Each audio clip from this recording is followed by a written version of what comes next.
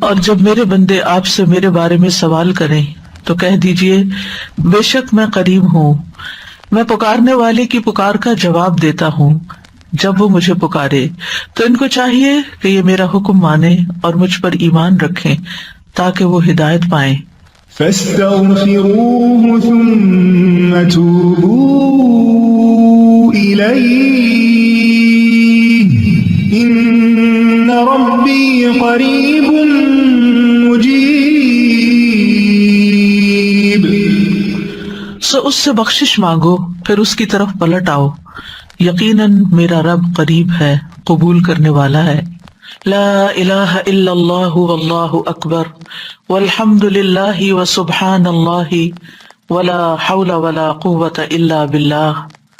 اللہم صلی علی محمد وعلی آل محمد کما صلیت علی ابراہیم وعلی آل ابراہیم انک حمید مجید۔ اللہم بارک علی محمد وعلی آل محمد کما بارکت علی ابراہیم وعلی آل ابراہیم انک حمید مجید۔ پروگرام قریب مجیب کے سلسلے میں آج ہم قرض کی ادائیگی کی دعاؤں کے بارے میں پڑھیں گے۔ اس سے پہلے ہم نے غم اور پریشانی اور مصیبت سے بچنے کی دعائیں پڑھی تھی۔ انسانی غموں میں سے ایک بڑا غم قرض کا غم ہوتا ہے۔ قرض ایک مصیبت ہے جس سے چھٹکارا پانا انسانی صحت کے لیے بہت ضروری ہے، اس کے دین اور ایمان کی حفاظت کے لیے بڑا ضروری ہے، اس کی آخرت کی نجات کے لیے بڑا ضروری ہے۔ اس لیے انسان کو حد الوسع کوشش کرنی چاہیے کہ وہ کوشش کے علاوہ یعنی قرض کی ادائیگی کی کوشش کے ساتھ ساتھ اللہ تعالیٰ سے دعا بھی کرتا رہے۔ عمومی طور پر اگر دیکھا جائے تو مال اللہ کی نعمت ہے۔ مال کو اللہ تعالیٰ نے زندگی کے قیام کا ذریعہ بنایا ہے، اس پر انسانوں کی معیشت اور انسانوں کی مصلحتوں کا دار و مدار ہے۔ سورۃ الملک میں اللہ تعالیٰ فرماتے ہیں هو الذی جعل لکم الارض ذلولا فامشوا فی مناکبها وکلوا من رزقہ والیہ النشور۔ اللہ وہی ہے جس نے تمہارے لیے زمین کو تابع کر دیا، بس اس کے اطراف میں چلو اور اس کے رزق میں سے کھاؤ اور اسی کی طرف دوبارہ جی اٹھنا ہے۔ مال کا درست استعمال قابل تعریف ہے اور ناجائز استعمال قابل مذمت ہے۔ مال کمانا، مال میں محنت کرنا پسندیدہ ہے، لیکن مال کا غلام بن جانا ناپسندیدہ ہے۔ نبی صلی اللہ علیہ وسلم نے فرمایا، یہ دنیا کا مال ہرا بھرا اور شیریں ہے۔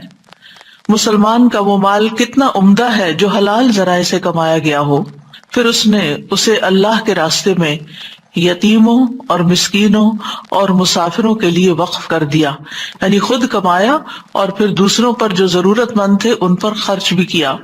لیکن جس شخص نے ناجائز ذرائع سے مال جمع کیا تو اس کی مثال اس کھانے والے کی طرح ہے جو کھاتا ہے مگر اس کا پیٹ نہیں بھرتا۔ ایسا مال قیامت کے دن اس کے خلاف گواہی دے گا۔ یعنی مال انسان اگر صحیح طریقے سے کمائے اور صحیح جگہ پر خرچ کرے تو بہت بڑے فائدوں کا حامل ہے، اور اگر غلط طریقے سے حاصل کرتا ہے اور غلط جگہ پر خرچ کرتا ہے تو بہت بڑے وبال کا ذریعہ بھی ہے۔ جہاں تک قرض کا تعلق ہے تو اللہ تعالیٰ نے قرض کے لین دین کو مباح قرار دیا ہے، یعنی جائز ہے، کیونکہ انسان کبھی مال کا محتاج ہوتا ہے، اسے اپنے لیے یا اپنے اہل و عیال کے لیے یا کاروبار کے لیے قرض کی ضرورت پیش آ جاتی ہے۔ تو اس لیے ہمارے دین نے اس چیز کو جائز قرار دیا کہ انسان ایک دوسرے سے قرض کا لین دین کر سکے، اور خصوصاً قرض لینے کی اجازت دے دی، لیکن اس کے ساتھ ساتھ اس کے شرائط اور اس کے آداب بھی متعین کیے کہ قرض دینے والے اور قرض لینے والے کو دینی اور دنیاوی خطرات سے محفوظ رکھا جا سکے۔ قرآن مجید میں قرض کے احکام کے بارے میں تفصیلی ہدایات سورۃ البقرہ کی آیت نمبر 282 میں آتی ہیں، جو ایک طویل آیت ہے۔ اس میں اللہ تعالیٰ نے تمام احکامات واضح کر دیے ہیں کہ اس سلسلے میں کیا کرنا چاہیے اور کیا نہیں کرنا چاہیے۔ یا ایھا الذین آمنوا اذا تداینتم بدین الی اجل مسمی فاکتبوہ، اے لوگو جو ایمان لائے ہو، جب تم ایک مقرر وقت تک کے لیے آپس میں قرض کا لین دین کرو تو اسے لکھ لیا کرو۔ تو یہ پہلی ہدایت ہے، اور اس کے بعد اور بھی دیگر ہدایات ہیں جو قرض کے لین دین کرنے والے قرآن مجید کی اس آیت سے پڑھ کر سمجھ سکتے ہیں۔ جہاں تک قرض دینے کی بات ہے، یعنی قرض دینا، ایک ہے قرض لینا اور ایک ہے قرض دینا، تو اللہ سبحانہ و تعالی ہر رات، تہائی رات کو قرض دینے کے لیے پکارتا ہے۔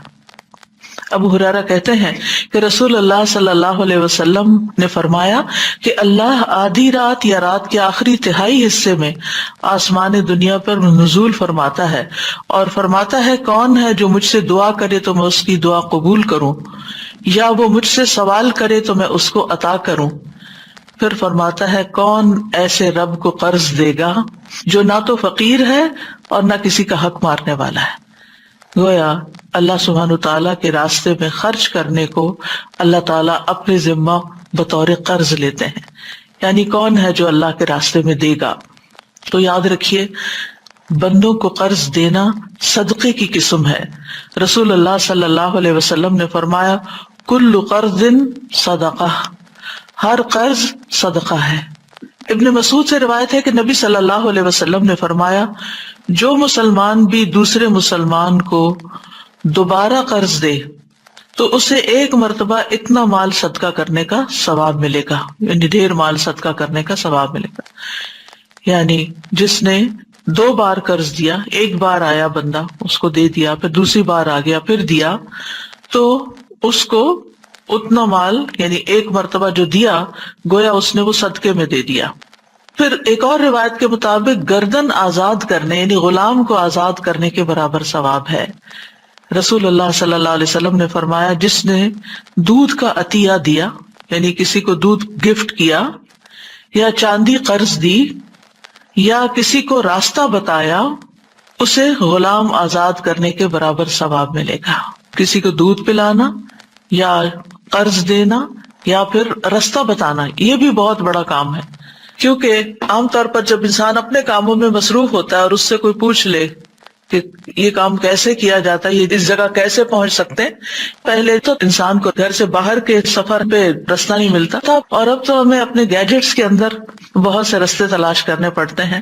تو جب آپ اپنے بچوں سے کہتے ہیں یا کسی سے کہتے ہیں کہ مجھے ذرا گائیڈ کر دیں تو تھوڑے سے اریٹیٹ بھی ہو جاتے ہیں۔ تو مراد یہ ہے کہ کسی بھی انسان کی مدد کرنا اس طور پر کہ وہ اپنی منزل تک پہنچ جائے، یہ بھی صدقہ ہے اور غلام آزاد کرنے کے برابر ثواب ملتا ہے۔ قرض کا اجر جنت کے دروازے پر لکھا ہوا ہے۔ ابو امامہ سے روایت ہے کہ رسول اللہ صلی اللہ علیہ وسلم نے فرمایا ایک آدمی جنت میں داخل ہوا، وہ کیا دیکھتا ہے کہ اس کے دروازے پر لکھا ہوا ہے کہ صدقہ کا ثواب 10 گنا اور قرض کا ثواب 18 گنا ہے، اور یہ ڈیپینڈ کرتا ہے کہ کس نیت اور کتنے اخلاص کے ساتھ دیا، پھر اس کے مطابق زیادہ کم بھی ہو جاتا ہے۔ اس کی بنیادی وجہ کیا ہے؟ کیونکہ صدقہ تو انسان اپنے دل کی خوشی کے ساتھ دیتا ہے، یعنی صدقہ کرنے کے لیے آپ کو کوئی مجبور نہیں کرتا، اور جتنا آپ کے پاس ہوتا ہے خاموشی کے ساتھ آپ صدقہ کر دیتے ہیں اور آپ کو ایک عجب طرح کی خوشی ہوتی۔ لیکن جب کوئی قرض مانگنے آتا ہے، کوئی قرض کا سوال کر بیٹھتا ہے، تو انسان کا دل کچھ نہ کچھ ضرور تنگ پڑتا ہے کہ اب میں اپنی ضروریات میں سے نکال کر اپنا مال اس کو دے دوں، مجھے کیا ملے گا؟ اسی لیے آپ دیکھیے کہ سود کی لعنت ایجاد ہوئی کہ میں نے اگر اپنا مال کسی کو دیا ہے تو مجھے دنیا میں ہی انسٹنٹ اس کا فائدہ ملنا چاہیے، یہیں پر مجھے اس کے اوپر کچھ نہ کچھ پرسنٹیج واپس ملنی چاہیے، اور اس چیز کو ریجیکٹ کیا گیا، اس کو ناپسندیدہ قرار دیا گیا، اس کو حرام قرار دیا گیا۔ تو بہرحال آج ہم انشاءاللہ پڑھیں گے وہ دعا جو قرآن مجید میں بھی آتی ہے اور اس کا کچھ حصہ سنت سے بھی ہے، جس کے پڑھنے سے قرض ادا ہو جاتا ہے۔ ارشاد باری تعالیٰ ہے قل اللهم مالك الملك تؤتي الملك من تشاء وتنزع الملك ممن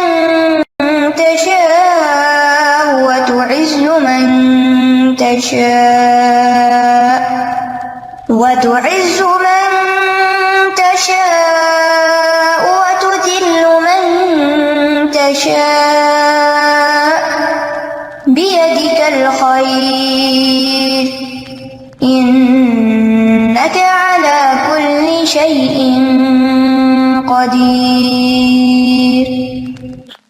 آیت کے آخر میں آتا ہے رحمان الدنیا والآخرہ ورحیمہما تعطیہما من تشاء وتمنع منہما من تشاء ارحمنی رحمتا تغنینی بہا عن رحمت من سواک.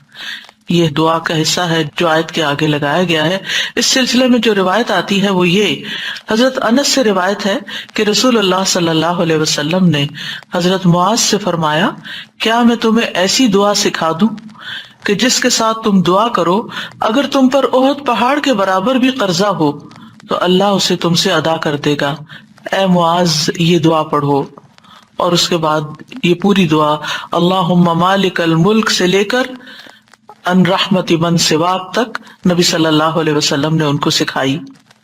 جہاں تک اس آیت کا تعلق ہے تو اللہ سبحانہ وتعالی اس آیت میں اپنی بے پناہ قوت اور قدرت کا اظہار کرتے ہیں. یہ اللہ تعالیٰ کا ایک تعارف بھی ہے کہ ہر قسم کی بادشاہت اللہ کے لیے ہے. وہی ہے جو اپنی مخلوق میں سے زمین میں جس کو چاہتا ہے بادشاہت، دولت، علم، اقتدار اور پاور کی جتنی بھی قسمیں ہیں وہ عطا کرتا ہے، اور جس سے چاہتا ہے چھین لیتا ہے، جس سے چاہتا ہے واپس لے لیتا ہے، جس کو چاہتا ہے عزت دیتا ہے اور جس کو چاہتا ہے ذلت دیتا ہے. خیر کے سارے خزانوں کا مالک وہی ہے. اصل کنٹرول اس کے ہاتھ میں ہے، فیصلے وہاں سے ہوتے ہیں. اللہم لا مانع لما اعطیت ولا معطی لما منعت ولا ينفع ذا الجد منک الجد.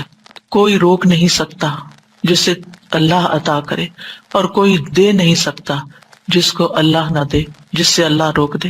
اس لیے اللہ سبحانہ وتعالیٰ سے انسان کو خیر اور بھلائی کا سوال کرتے رہنا چاہیے. اور اگر انسان قرض جیسی مصیبت میں پھنس گیا ہے تو اللہ تعالیٰ کی ان صفات کا واسطہ دے کر، ان کو وسیلہ بنا کر اللہ تعالیٰ سے دعا کرنی چاہیے. اس آیت کا شان نزول کچھ یوں ہے. ابن عباس کہتے ہیں اور انس بن مالک بھی دونوں روایت کرتے ہیں کہ جب رسول اللہ صلی اللہ علیہ وسلم نے مکہ فتح کیا اور اپنی امت سے فارس اور روم کی بادشاہت کے فتح ہونے کا وعدہ کیا تو منافق اور یہود کہنے لگے کہ ناممکن ہے، ناممکن ہے، پاسبل ہی نہیں، یہ تو بہت دور کی بات ہے. یعنی مکہ ابھی فتح ہوا ہے اور خوشخبری دی جا رہی ہے کہ روم اور فارس فتح ہو جائیں گے. محمد کیسے فارس اور روم کی بادشاہت کر سکتے ہیں؟ فارس اور روم والے تو ان سے بہت زیادہ طاقتور ہیں، بہت مضبوط ہیں. کیا محمد صلی اللہ علیہ وسلم کے لیے مکہ اور مدینہ کافی نہیں، یہاں تک کہ وہ فارس اور روم کی بادشاہت کی توقع لگا رہے ہیں؟ اس پر اللہ سبحانہ وتعالیٰ نے یہ آیت نازل فرمائی کہ یہ تو اللہ کے فیصلے ہیں، جس کو چاہے بادشاہت عطا کرے اور جس سے چاہے وہ چھین لے. یعنی انسان اپنی سوچ میں بہت لمیٹڈ ہے، بہت محدود ہے، بہت چھوٹی سوچ ہے، اس میں ابنڈنس نہیں ہے. لیکن اللہ سبحانہ وتعالیٰ کے خزانے تو کہیں وسیع ہیں، وہ تو جو چاہے کر سکتا ہے، جس کو جتنا چاہے عطا کر سکتا ہے. تو اس لیے جب بھی انسان کے دل پر کوئی ایسی گھبراہٹ چھانے لگے، چاہے مال سے متعلق ہو، چاہے کسی اور انسان کے مسئلے سے متعلق ہو، تو اس وقت انسان اللہ تعالیٰ کی ان صفات کا واسطہ دے کر دعا کرے.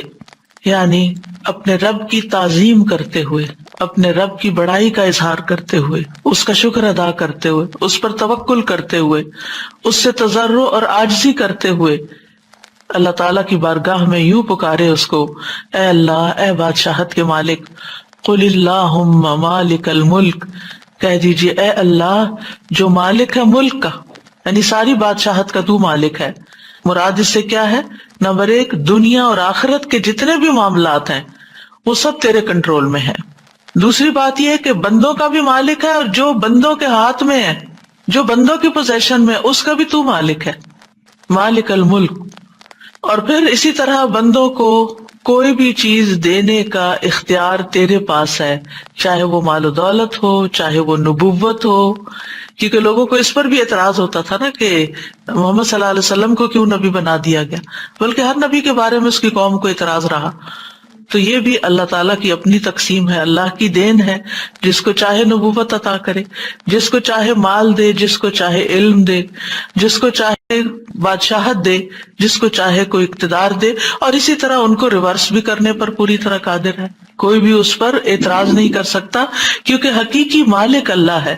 فتعالى اللہ الملک الحق لا الہ الا ہوا رب العرش الکریم، سورۃ المؤمنون میں آتا ہے، بس بہت بلند ہے اللہ جو سچا بادشاہ ہے، اس کے سوا کوئی معبود نہیں، عزت والے عرش کا رب ہے، زمین و آسمان کی ہر چیز کا مالک ہے، چھوٹی چیز ہو یا بڑی چیز ہو، چاہے آسمان پہ نظر آنے والے سورج اور چاند، آج صبح اگر چاند آپ نے دیکھا ہو تو چاہے دن کو نکلا ہوا سورج ہو، رات کو نکلا ہوا چاند ہو، فل مون ہو، سارے کے سارے جو ہیں وہ رات ہو دن ہو، یہ اللہ تعالیٰ نے ان کو مسخر کر رکھا ہے، سب اس کے حکم کے مطابق چلتے ہیں اور اسی کے مطابق طلوع ہوتے ہیں اور غروب ہوتے ہیں، وہی ان کو بنانے والا ہے، وہی ان کو چلانے والا ہے، وہی ان کی رفتار مقرر کرنے والا ہے، وہی ان کے فائدے پہنچانے والا ہے، وہی ان کے نقصان سے بچانے والا ہے۔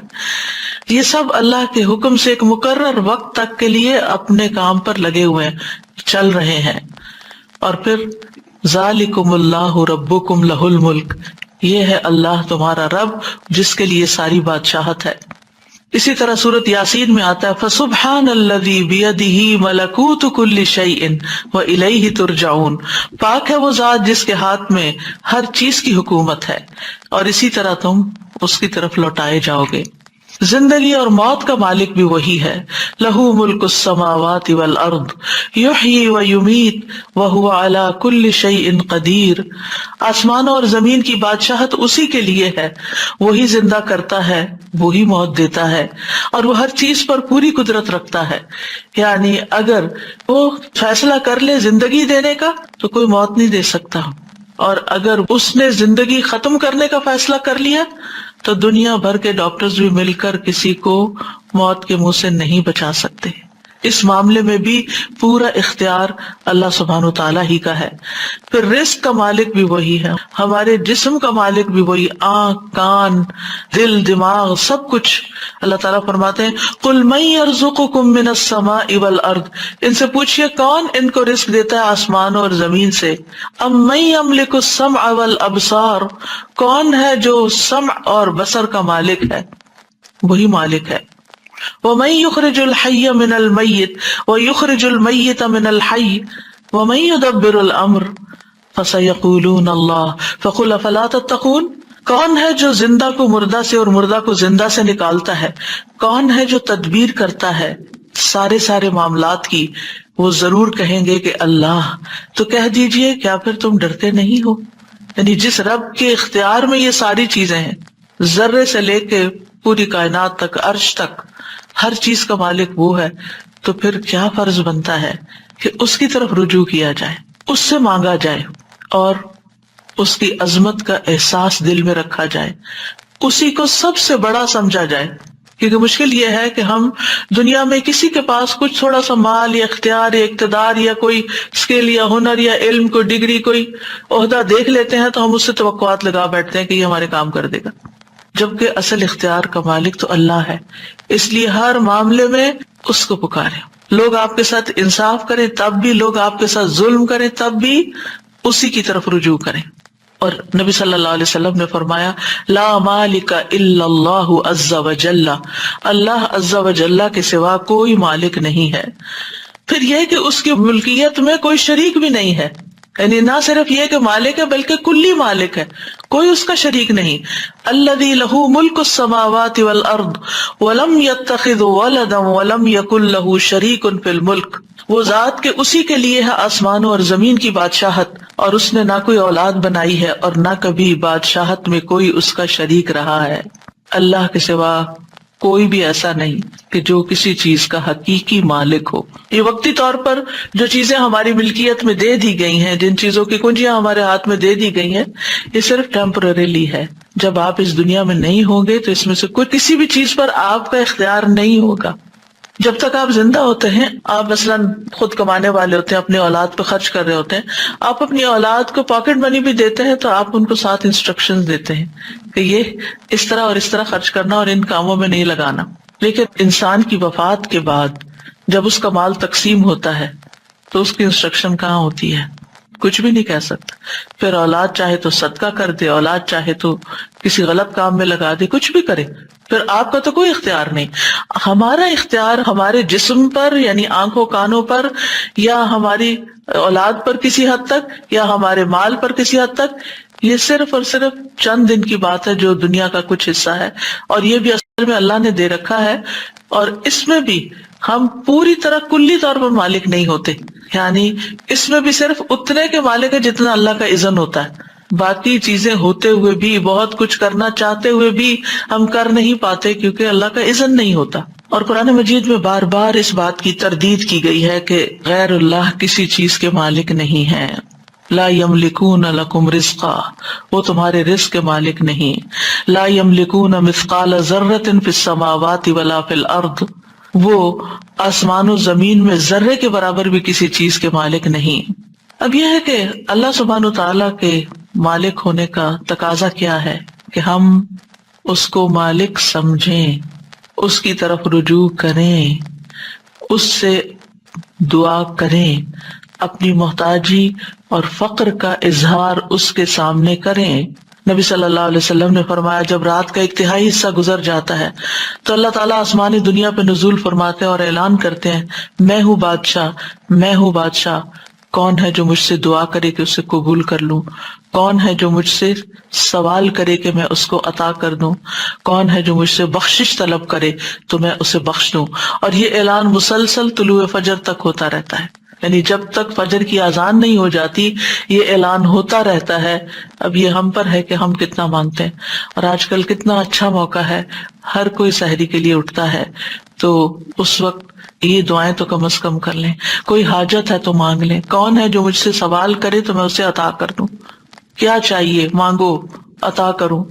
کون ہے جو مجھ سے بخشش مانگے تو میں اسے بخش دوں، کیونکہ رات کا آخری حصہ وبالاسحار هم یستغفرون گناہوں کی بخشش مانگنے کے لیے ہوتا ہے.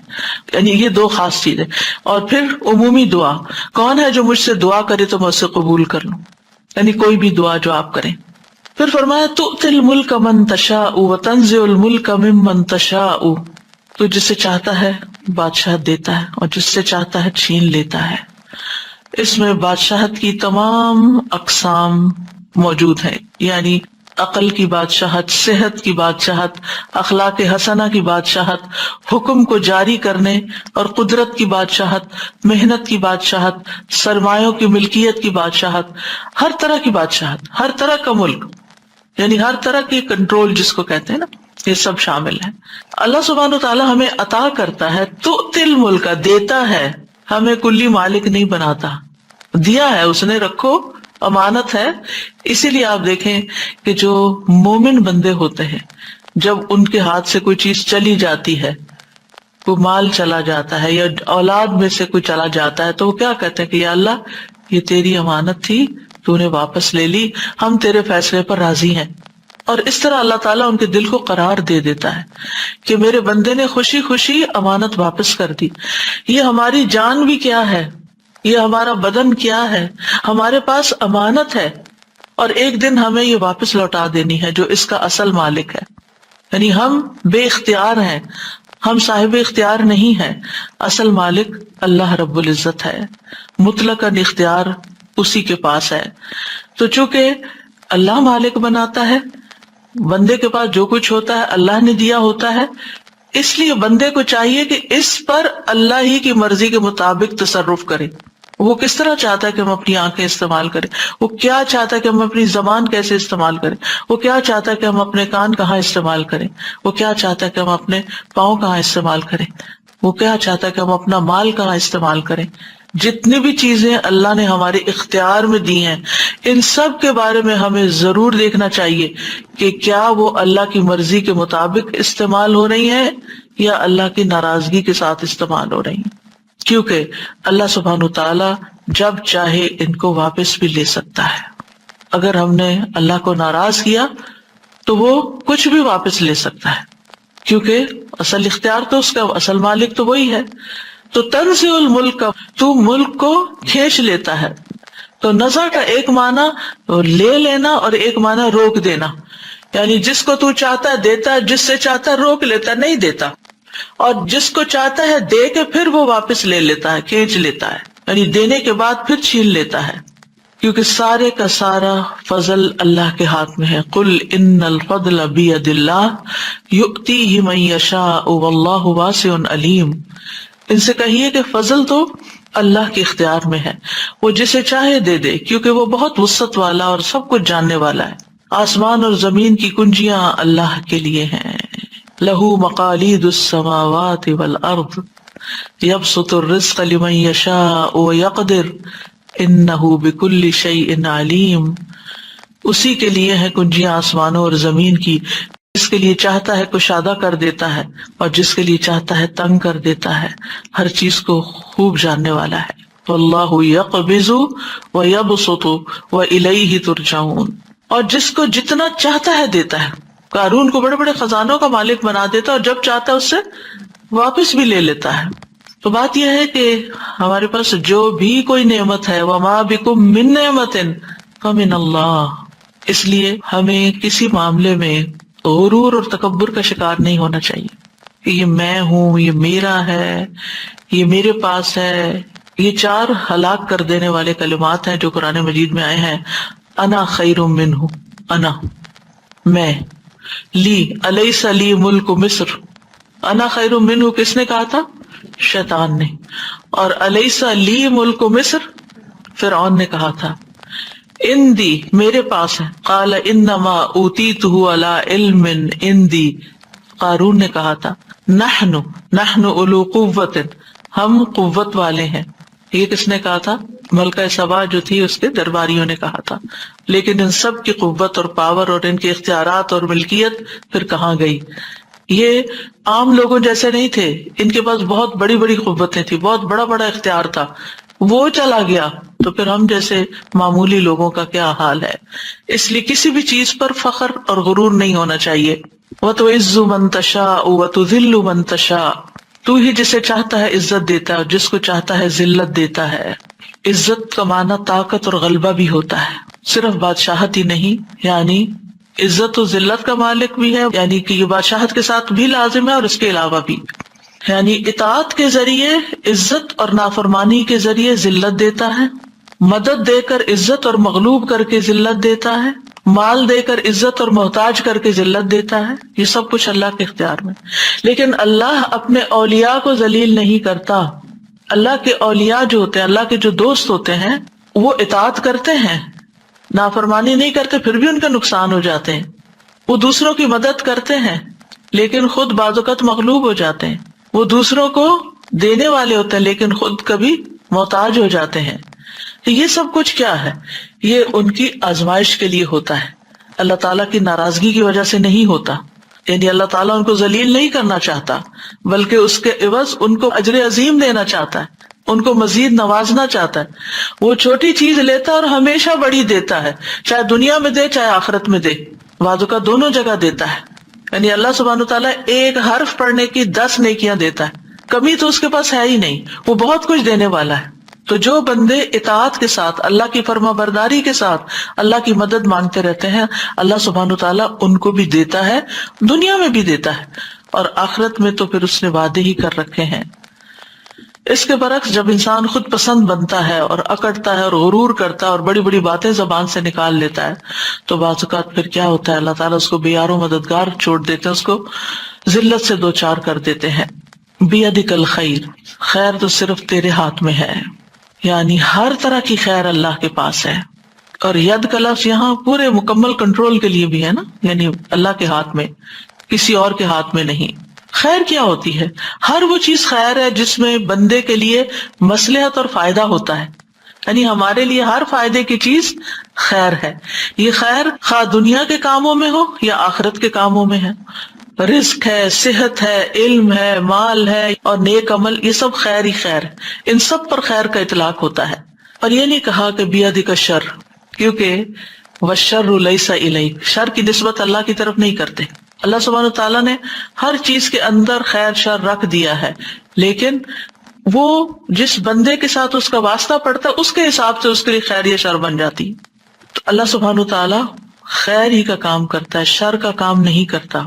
لیکن ایک ہی چیز آپ نے دیکھا ہوگا ایک بندے کے لیے خیر کا سبب ہوتی ہے، اسی طرح کی وہی چیز دوسرے بندے کے لیے شر کا سبب ہوتی ہے۔ اب آپ دیکھیں بعض لوگوں کے جسم میں نمک کی کمی ہو جاتی ہے، تو نمک تو بذات خود نمک ہے نا، وہ تو خیر شر نہیں ہے نا، لیکن وہ نمک ایک بندے کے لیے خیر کا باعث بن جاتا ہے جس کے جسم سے نمک کم ہو رہا ہو اور وہ مرنے کے قریب ہو تو اس کو یعنی کہ ایکسٹرا پہنچاتے ہیں۔ ایک بندہ جو بلڈ پریشر کا مریض ہے اس کے لیے نمک زندگی ختم کرنے کا ذریعہ۔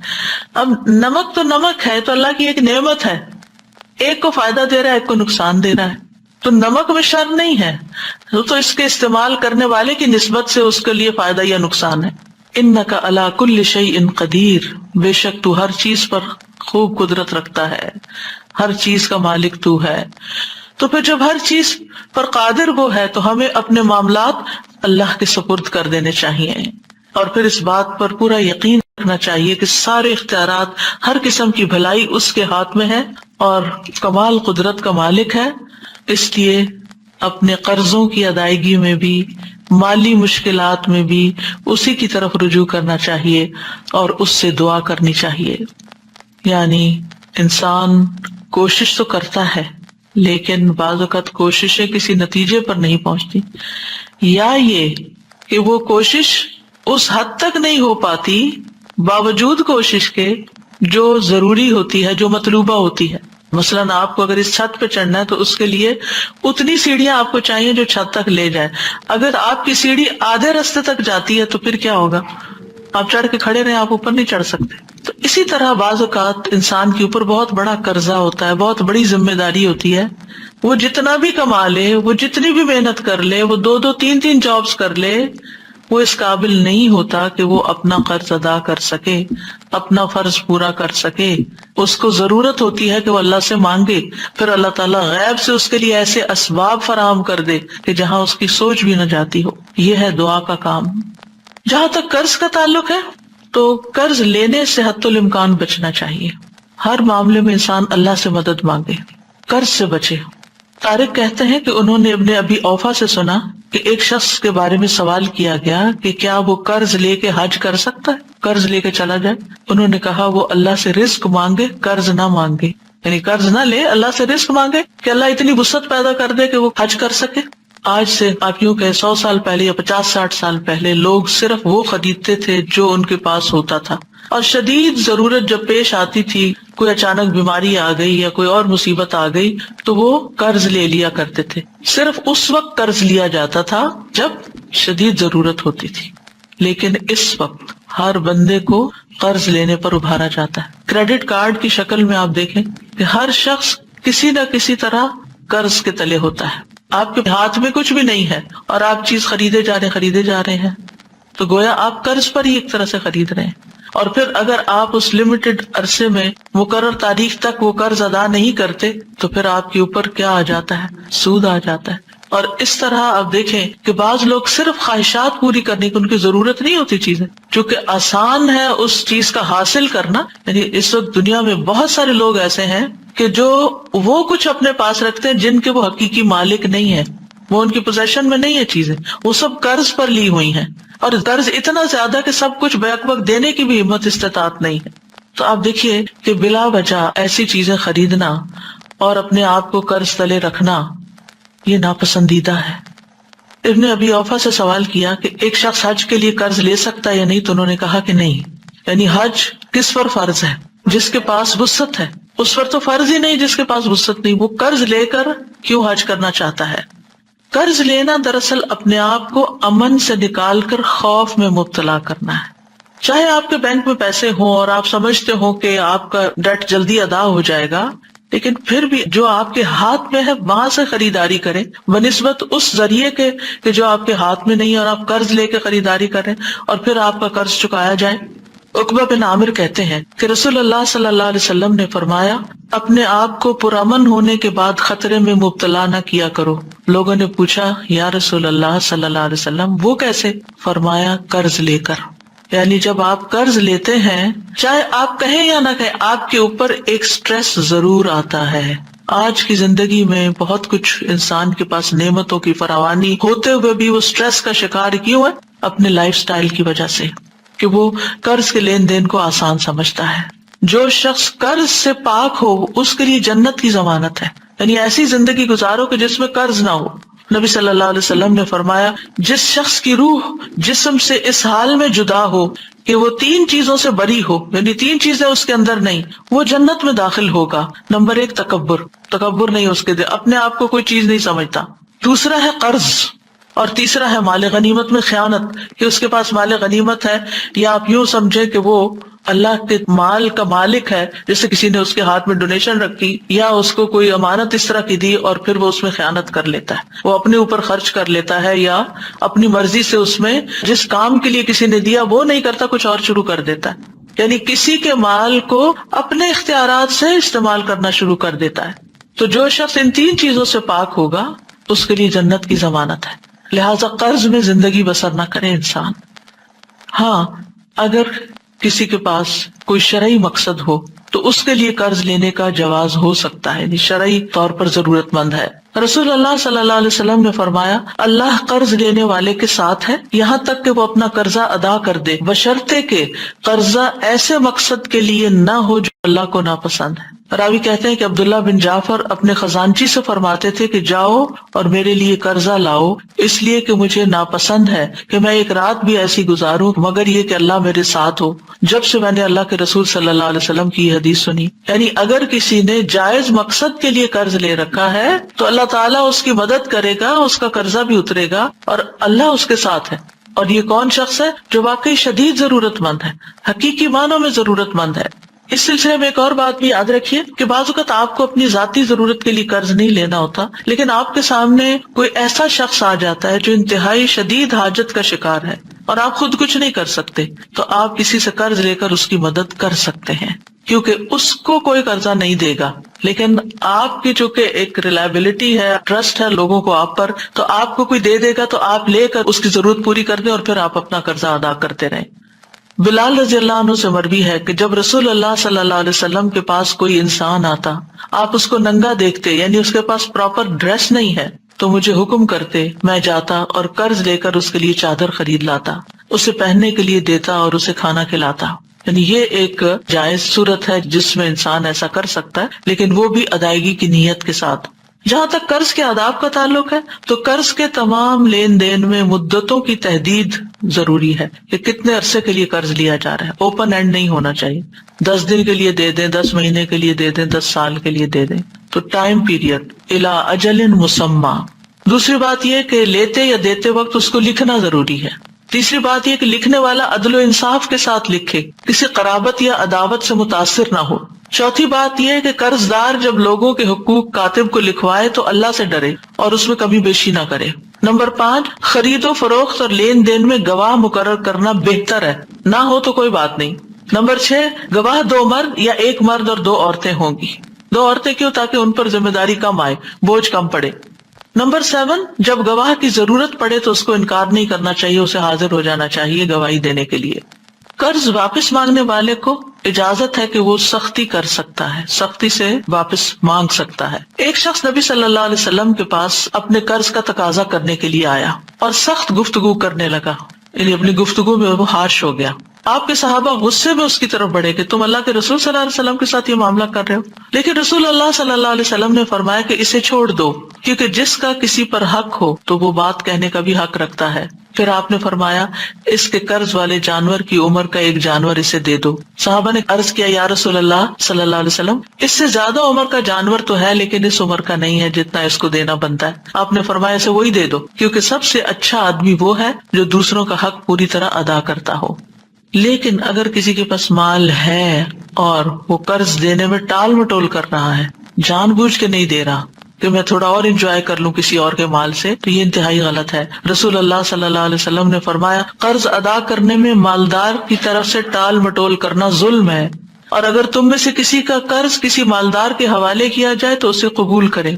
یعنی قرض خواہ کو کہا جائے کسی دوسرے نے میرا قرض دینا ہے، اس سے لے لو، تو وہ مان جائے اچھا ٹھیک ہے میں اس سے لے لیتا ہوں. قرض ادا کرنے کی قدرت ہونے کے باوجود اگر کوئی ٹال مٹول کرے تو سزا بھی دی جا سکتی ہے. رسول اللہ صلی اللہ علیہ وسلم نے فرمایا مالدار آدمی کا ٹال مٹول کرنا اس کی عزت کو حلال کر دیتا ہے. یعنی لوگ پھر اس پہ باتیں بنانے لگتے ہیں، اس کی سزا کو جائز کر دیتا ہے۔ ابن مبارک کہتے ہیں عزت حلال کرنے کا مطلب ہے کہ اس سے سخت کلامی کی جائے، اور سزا کا مطلب ہے کہ اس کو قید کر دیا جائے، یعنی اس پر کوئی عدالت کی طرف سے پھر پنشمنٹ دی جائے۔ قرض کو ہمیشہ اچھے طریقے سے ادا کرنا چاہیے۔ جابر بن عبداللہ کہتے ہیں میں نبی صلی اللہ علیہ وسلم کی خدمت میں حاضر ہوا، آپ اس وقت مسجد میں تشریف فرما تھے، آپ نے فرمایا پہلے 2 رکعت نماز پڑھ لو، اور میرا نبی صلی اللہ علیہ وسلم پر کچھ قرض تھا جسے آپ نے ادا کیا اور زیادہ دیا، یعنی جب آپ لوٹاتے تھے تو زیادہ دیتے تھے، کمی نہیں کرنی چاہیے۔ جس کا قرض دینا ہو اس کو ہدیہ نہیں دینا چاہیے، یعنی آپ اس کو گفٹ نہیں دے سکتے۔ مثلاً آپ نے کسی سے قرضہ لیا، قرضہ لوٹانے کی بجائے آپ اس کو گفٹ دے رہے ہیں، یہ درست نہیں، یہ سود ہوگا۔